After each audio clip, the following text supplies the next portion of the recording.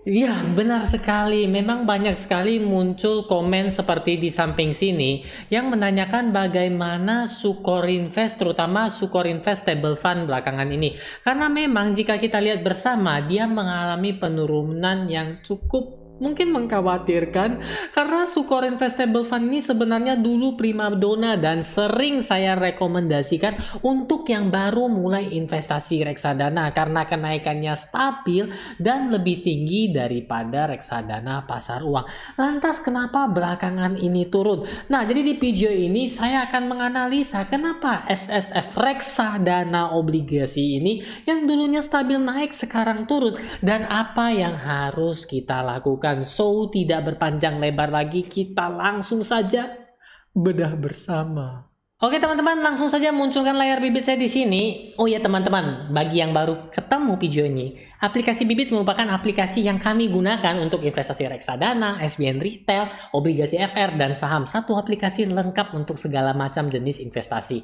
Oh, ini udah bisa di-download di Play Store, App Store, tenang saja sudah aman, diawasi OJK, dan pokoknya tenang saja aman. Sudah saya pakai bertahun-tahun juga. Yang terpenting, jangan lupa gunakan kode referral di atas ini biar dapat kita berdua cashback 25.000. Lanjut teman-teman, seperti biasa saya update dulu portofolio saya. Sebenarnya portofolio saya sudah nggak begitu agresif, teman-teman bisa lihat sendiri. Ya ini reksadana pasar uang Manulife, ini adalah kode referral yang teman-teman gunakan. Terima kasih ya teman-teman ya. Kemudian ini juga reksadana pasar uang Bahana Liquid ya di sini. Kemudian di sini juga ada sedang switching juga ke pasar uang teman-teman ya di sini. Oke. Saya udah nggak ada reksadana obligasi lagi, tapi FR saya masih ada. Oh, oke, itu ya, udah update kan? Kemarin banyak yang tanyain soalnya, udah kangen katanya. Oke, lanjut. Lanjut kok, kemana ya? Oh iya, saya juga ingin memberitahukan kenapa nggak agresif, karena sekarang saya sudah memilih saham sendiri, sekarang masih minus ya. Baru pembeliannya kurang lebih 1 juta, tapi kedepannya mungkin akan lebih tinggi. Makanya kamu subscribe dan tonton terus episode-episode berikutnya. Lanjut lagi, kita langsung masuk saja ke Sukor Invest Stable Fund ya. Sukor Invest Stable Fund. Nah, merupakan reksadana obligasi. Memang reksadana obligasi belakangan ini penurunan. Seperti yang teman-teman ketahui, banyak yang tanya kenapa reksadana obligasi Sukor Invest Stable Fund mengalami penurunan ya. Ini cukup dalam ya, dari September ya teman-teman ya, turun terus ya. Padahal top holdingsnya kan rata-rata obligasi korporasi ya, perusahaan swasta ya, rata-rata ya. Kok masih bisa mengalami penurunan seperti itu ya kan? Biasa kan itu bukannya fix tetap ya, ini istilahnya kupon bunganya, dan harusnya tetap stabil naik. Nah, teman-teman perlu dicatat, perlu diketahui, saya sudah mencarinya di 7 samudra dan 8 gunung. Kenapa harus ada 8 gunung? Bahwa tidak ada satupun sumber yang bisa mengatakan dengan detail dan jelas kenapa Sukor Invest Stable Fund bisa mengalami penurunan. Ya, kenapain saya nonton video YouTube ini kalau gitu? Jangan di skip dulu. Teman-teman tenang terlebih dahulu karena saya akan berasumsi berpendapat menurut analisa saya ya teman-teman ya. Ada beberapa hal yang mungkin ini yang menyebabkan reksadana obligasi Sukor Investable Fund mengalami penurunan. Kita langsung saja to the point yang pertama, yaitu adalah penurunan AUM-nya teman-teman. Teman-teman bisa lihat AUM-nya year to date-nya saja. Dari yang hampir 14T, sekarang posisinya sisa 7T. Lah kan masih banyak, Hyung itu triliun, Hyung kalau beli pentol itu satu gerobak beserta abang-abangnya ikut lu, Hyung.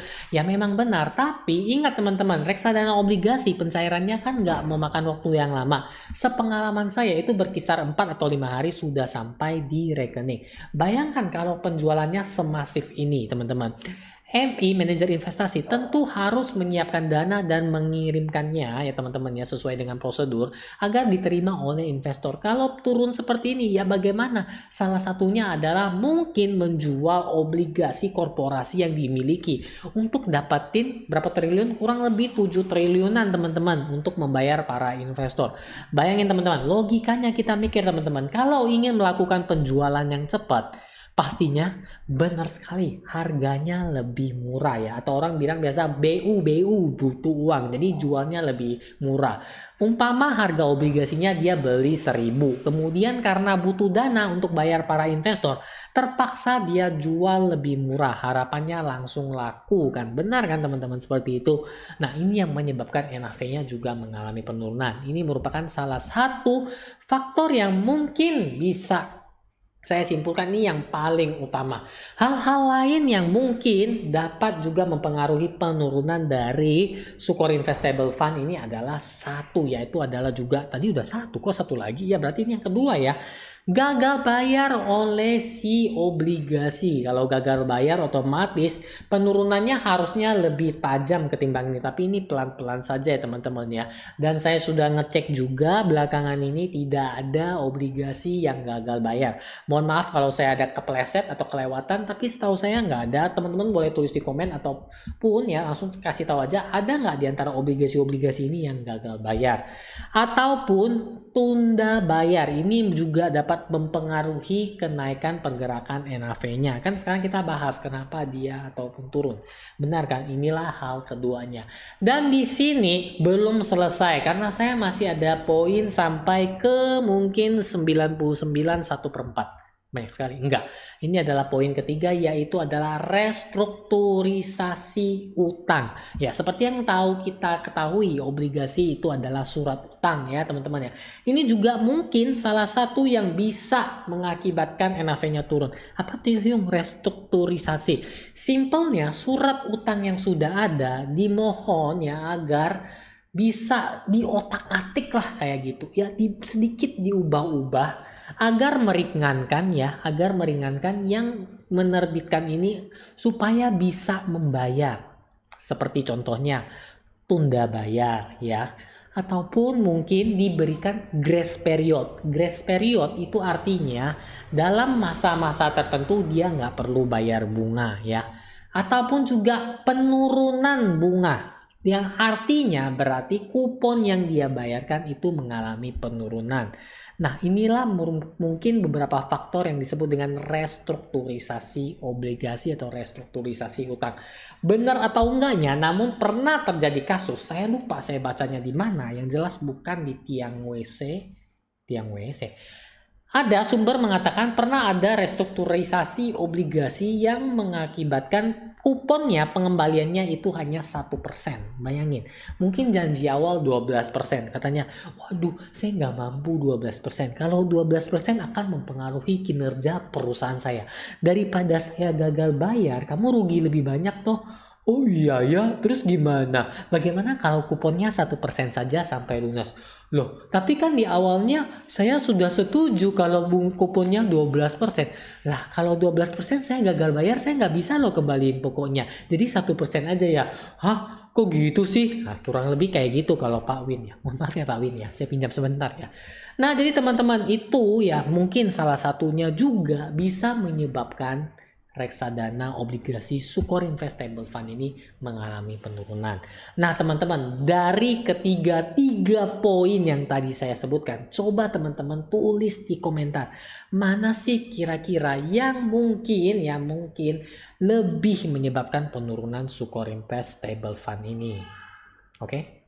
Oke teman-teman, setelah kita melihat beberapa yang mengalami penurunan, langsung kita akan masuk ke poinnya juga. Apa yang harus dilakukan? Nah teman-teman, saya memberikan beberapa opsi seperti pertama, tetap yakin akan kinerja manajer investasi Sukor Investable Fund yang memang sudah teruji ya teman-teman ya. Menurut saya, karena memang teman-teman yang setia pasti teman-teman tahu saya agak berat karena saya suka sama ini ya teman-teman ya. Oke teman-teman, melanjutkan DCA karena memang kalau sedang mengalami penurunan seharusnya merupakan suatu kesempatan yang bagus karena kita akan mendapatkan unit yang lebih banyak ya teman-teman ya, seperti itu. Ataupun teman-teman bisa switching seperti yang saya lakukan. Ini saya melakukan switching ya teman-teman ya.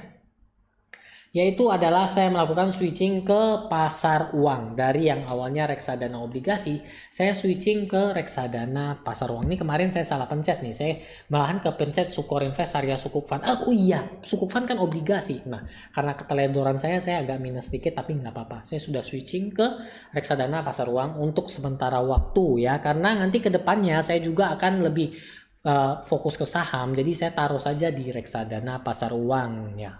Seperti itu teman-teman. Jadi ada dua opsi yang mungkin teman-teman bisa pilih. Satu tetap rutin DCA ataupun teman-teman switching ya teman-teman ya. Ini kan seperti yang saya sampaikan kepada teman-teman bahwa investasi itu bersifat fleksibel. Kita melihat harga pergerakannya gimana, kita bereaksi terhadap perubahannya dan apa yang harus kita lakukan. Nah teman-teman, jadi itulah kenapa Sukor Invest Stable Fund bisa mengalami penurunan dan juga beberapa tips yang bisa saya berikan semoga dapat bermanfaat bagi teman-teman dan kedepannya kembali naik lagi maupun tetap di Sukor Invest Stable Fund ataupun switching ke tempat lainnya.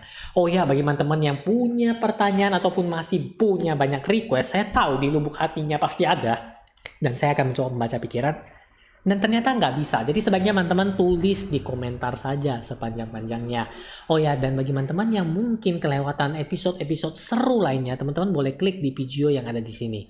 Dan jangan lupa untuk subscribe saya di sini untuk melihat episode-episode berikutnya yang lebih seru lagi. Terima kasih kepada teman-teman yang sudah nonton sampai di sini, sampai ketemu di video berikutnya.